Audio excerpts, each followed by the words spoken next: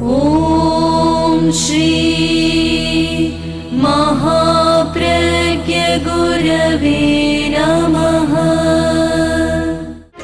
जिसके सांसों में रहता है शाश्वत शांति का स्पंदन, उस महाप्रज्ञ को वंदन, उस महाप्रज्ञ को वंदन।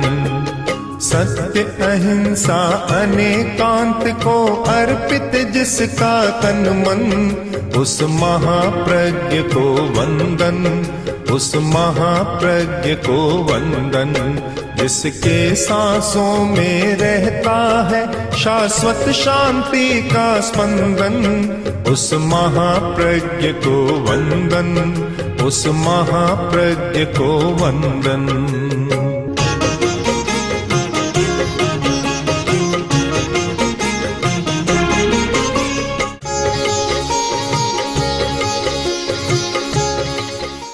हमें सत्य को समझने के लिए अतीत को देखना भी जरूरी है। जो व्यक्ति अतीत के दर्पण में वर्तमान को नहीं देखता अथवा वर्तमान के दर्पण में अतीत को नहीं देखता, वह अधूरे सत्य को पकड़कर आग्रही बन जाता है।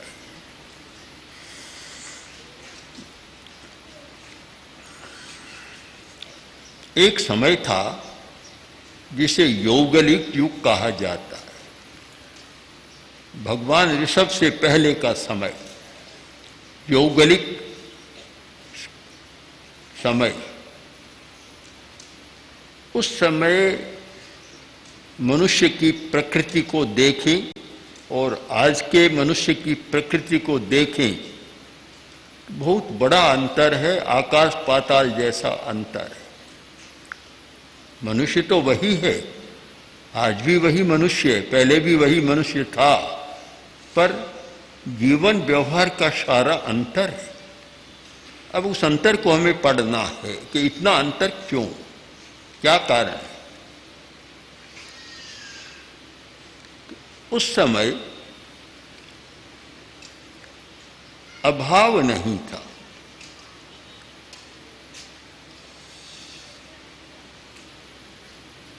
जितने मनुष्य थे सबको खाने को मिल जाता था, इसलिए न अभाव था और न संग्रह था।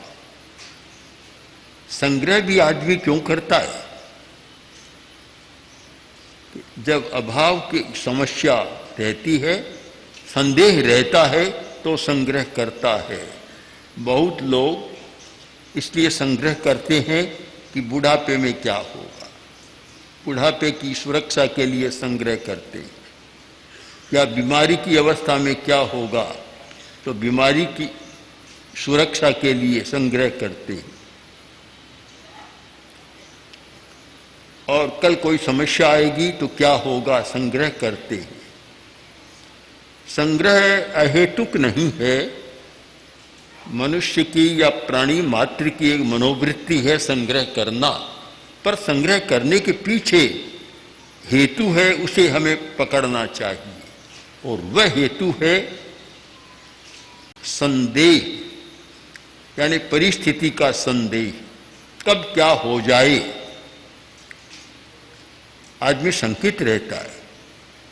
और जब यह निश्चित हो कि सदा एक सी स्थिति रहने वाली है, कोई फर्क नहीं पड़ने वाला है, तो फिर संग्रह की जरूरत नहीं और न ममत्व की जरूरत, अधिकार जमाने की जरूरत कि यह मेरा है, यह भावना ही पैदा नहीं होती। जहाँ जाता है वहाँ मिल जाता है, आवश्यकता पूरी हो जाती है, फिर कोई अपेक्षा नहीं रहती।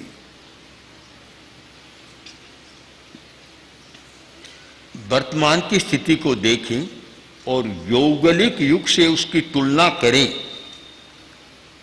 तो हमें कई दृष्टियों से विचार करना होगा। यह स्वीकार करना चाहिए कि वर्तमान का समाज बहुत विकास वाला समाज, विकास बहुत हो गया। यौगलिकों के पास कोई मकान नहीं था, आज कितने बड़े बड़े भवन बन गए। वे तो जंगल में पेड़ों के नीचे ही रहते थे, उनके लिए कोई कारखाना भी नहीं था। फास्ट फूड की तो बात ही क्या है, चूल्हा भी नहीं जलता था, कोई रसोई भी नहीं थी, रसोई भी नहीं बनी थी, कुछ भी नहीं हुआ था। आज इतने कपड़े बन गए, इतने हॉस्पिटल बन गए, इतने विद्यालय बन गए, सारा विकास हो गया। उन्हें हॉस्पिटल की जरूरत ही नहीं थी, कभी बीमार होते ही नहीं थे, बीमारी का कोई अर्थ ही नहीं था। आश्चर्य होगा, क्या ऐसा आज भी कोई देश मिल सकता है जहां कोई आदमी रोगी न हो? शायद इस दुनिया में तो नहीं मिलेगा। जिनको मानते हैं बहुत विकसित देश है, वहां तो बहुत रोग है, मानसिक रोग ज्यादा है, पागलपन और ज्यादा बढ़ रहा है। जहां कोई एक भी हॉस्पिटल न हो और जहां एक भी कोई अपराध यानी जेल न हो, अपराधी न हो, जेल न हो, और जहां कोई भी तंत्र न हो, न पुलिस हो, न राजतंत्र हो, कुछ भी न हो, पूरा स्वतंत्र आदमी। जब पूरी स्वतंत्रता होती है तो फिर बीमारी की बात नहीं होती। बीमारी का एक कारण परतंत्रता भी बनता है। परतंत्रता में समस्या होती है, एक व्यक्ति कुछ चाहता है और उस पर अनुशासन करने वाला कुछ चाहता है, वहाँ मानसिक टकराहट होती है और उस मानसिक टकराहट में से तनाव पैदा होता है और तनाव बीमारियां पैदा करता है। तो कुछ भी नहीं था, फिर अभाव नहीं था, भूखे नहीं रहते, भूख कम लगती थी, खाने की जरूरत भी कम होती थी। भूख कम होती इसका मतलब पाचन खराब नहीं था। उस समय का भोजन इतना पोषक था कि एक दिन खाने के बाद दूसरे दिन खाने की मन में नहीं आती, कभी कभी तीसरे दिन भी खाने की मन में नहीं आती। 3 दिनों के बाद कुछ खा लेते, खाना भी कितना, बस एक चने की दाल जितना खा लेते, इतने में तो काम समाप्त। बस कोई आवश्यकता नहीं होती। मन में तो सुनने वालों की आता, अगर आज ऐसा हो जाए, एक चने की दाल जितना खाएं, 3 दिन खाना न पड़े, कितना अच्छा लगता है। फिर ये झंझट नहीं, भाइयों के लिए तो कोई झंझट नहीं, चूल्हा फूंका तो है नहीं आजकल, पर ये सिगड़ी जलाने का और कोई भी झंझट नहीं, एकदम आराम से रहे और अपना काम करें। कुछ भी नहीं था। कितना एक स्वस्थ और सुंदर जीवन का चित्र है, पर ये क्यों, इसका कारण विचार करें और आज के युग से उस युग की तुलना एक पहलू को लेकर करें तो उस समय एक भी आदमी भूखा नहीं रहता, सबको मिल जाता। और आज इतना विकास होने पर भी भूखों की संख्या बहुत ज्यादा है, बहुत ज्यादा है संख्या। हिंदुस्तान की आबादी 1 अरब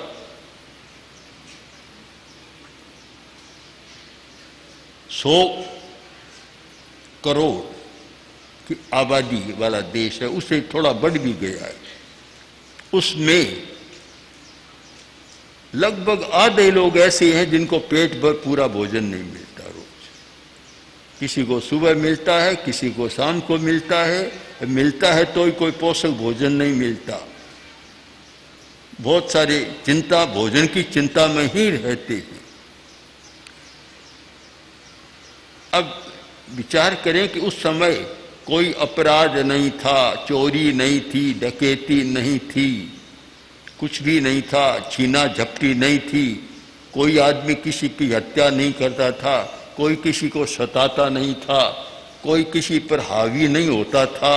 ये सारा क्यों था? सब मस्त थे, और मस्त इसलिए थे कि किसी को पेट की चिंता नहीं थी, भूख की चिंता नहीं थी। तो हम इस निष्कर्ष पर पहुंच सकते हैं कि समस्या की जड़ है भूख और प्यास।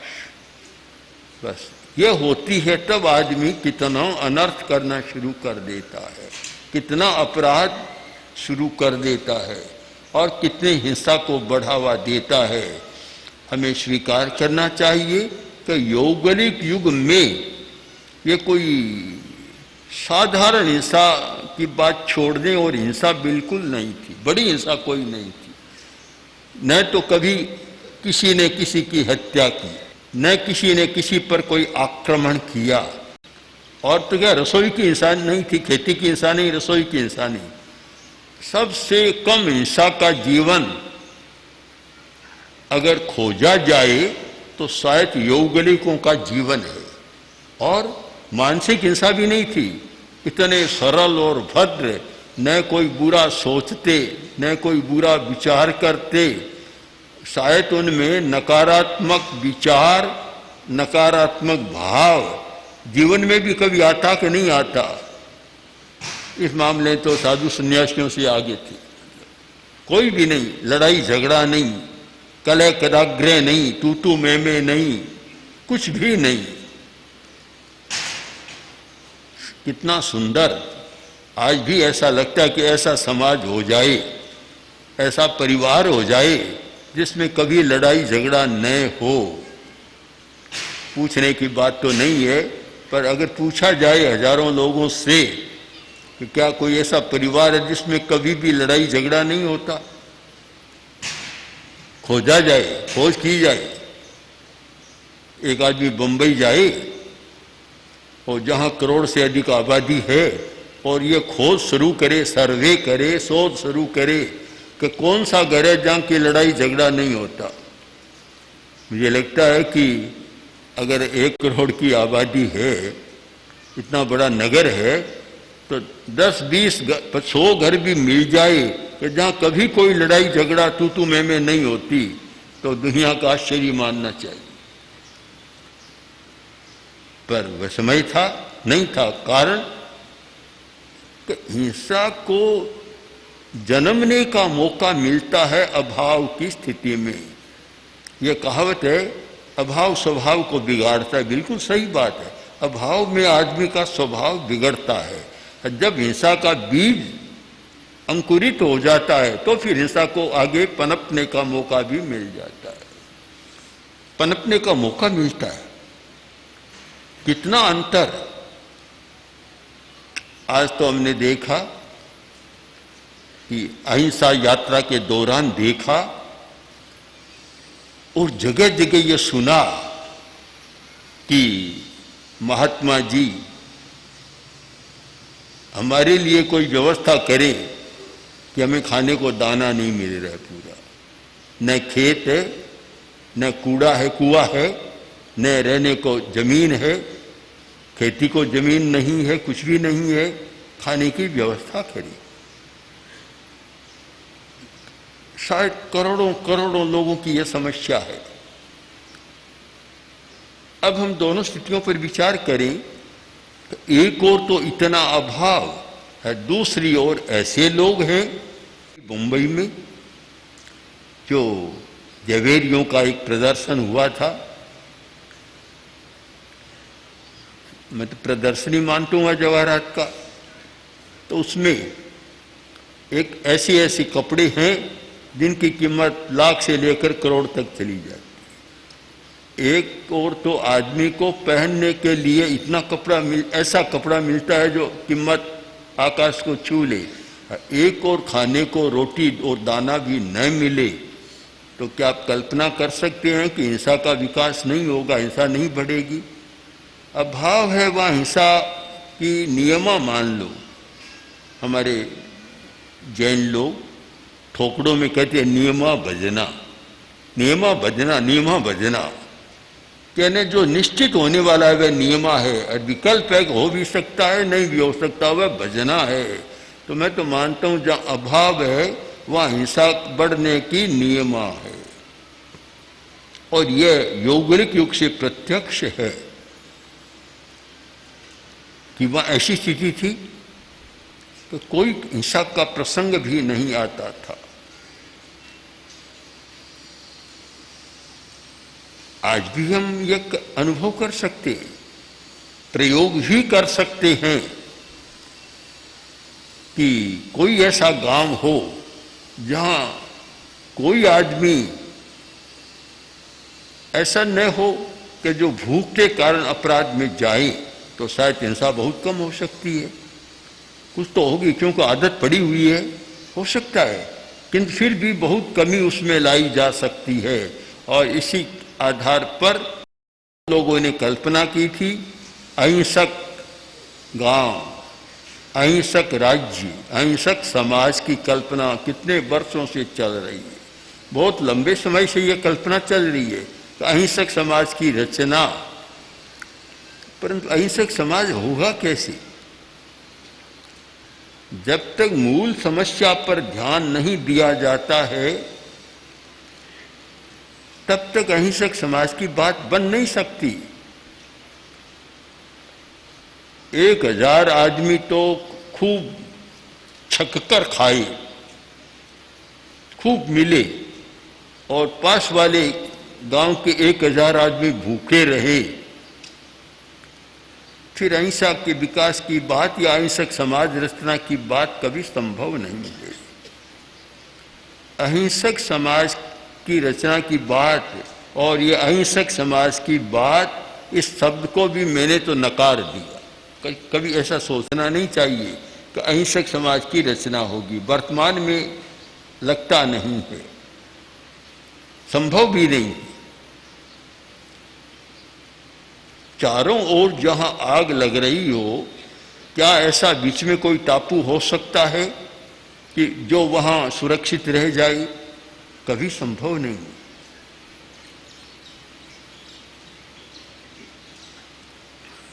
फिर एक स्थिति पर और आई जो हमारे इस सिद्धांत को पुष्ट करने वाली बात है कि वही यौगलिक युग, जब तक कल्प वृक्षों के द्वारा उनकी जीवन की आवश्यकताएं पूरी होती थी, तब तक तो यह स्थिति थी।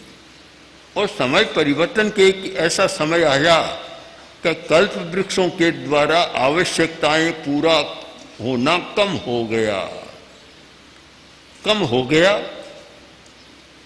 तो फिर सबसे पहले क्या होता है? हिंसा का मूल कारण है परिग्रह, ममकार, ममत्व। ममत्व हिंसा की जड़ है कि मेरा है, बस यहां हिंसा शुरू हो जाती है।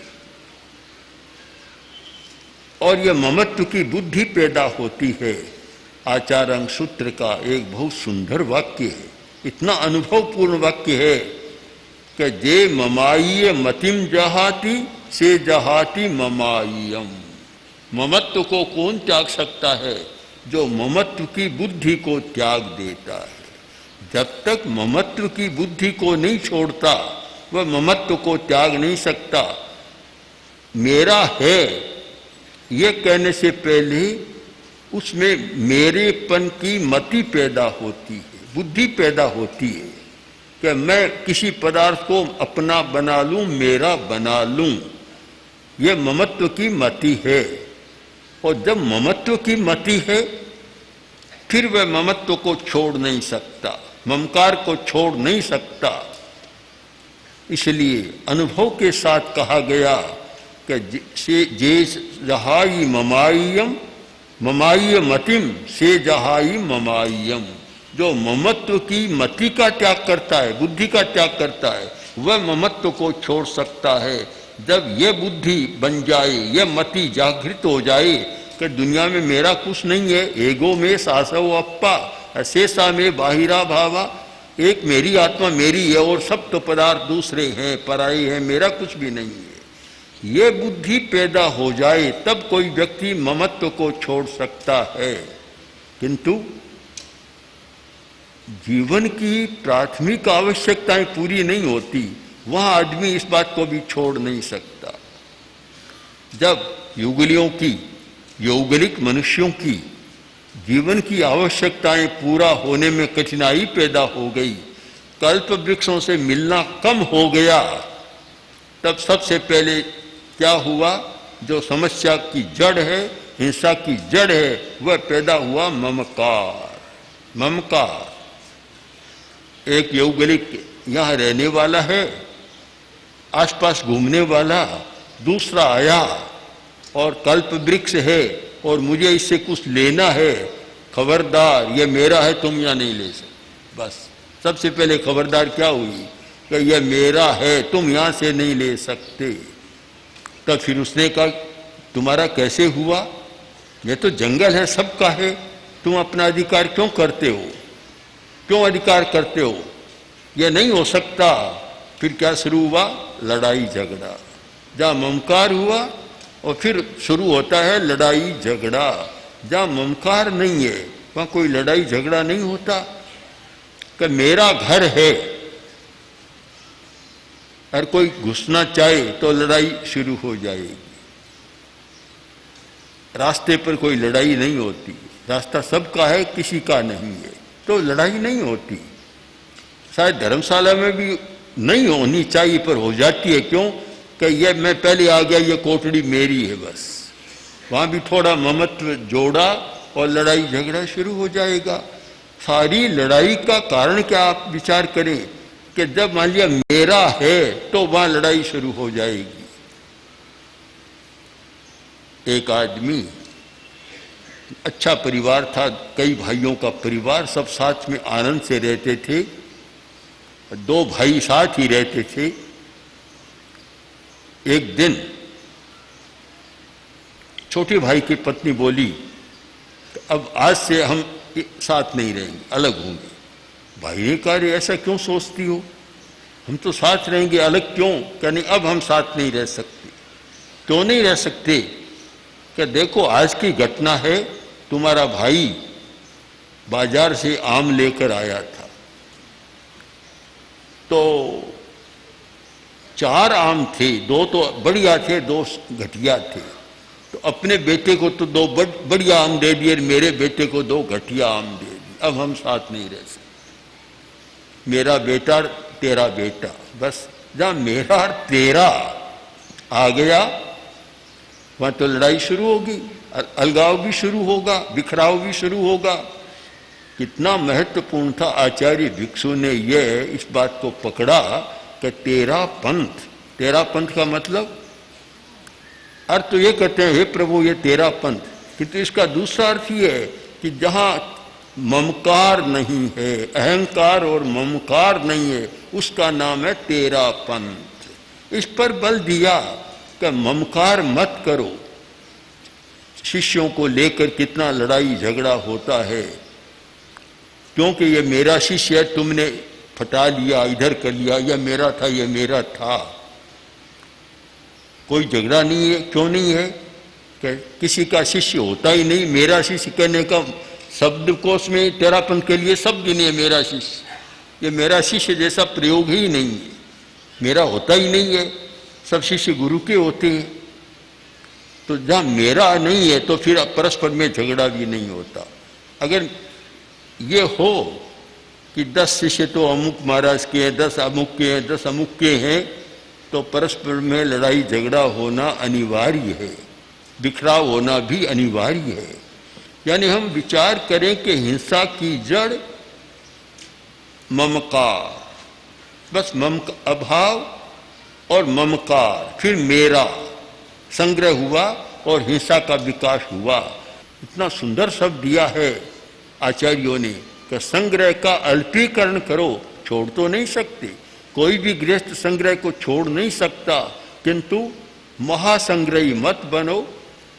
अल्प संग्रह, अल्प आगम का शब्द है, अल्प परिग्रह और महापरिग्रह। अल्प संग्रह का अल्पीकरण करो। ये बात हमारी चेतना में बैठ जाए, समाज की चेतना में, कि संग्रह का अल्पीकरण करना अहिंसा के विकास का रास्ता है और संग्रह का महाकरण करना, महासंग्रहकरण करना हिंसा को बढ़ाने का रास्ता है। तो शायद हिंसा और अहिंसा को समझने का, हिंसा को कम करने का और अहिंसा के विकास करने का एक रास्ता, एक कुंजी हमारे हाथ लग सकती है। ओम ओम श्री महाप्रज्ञ गुरवे नमः। ओम श्री महाप्रज्ञ गुरवे नमः। ओम श्री महाप्रज्ञ गुरवे नमः।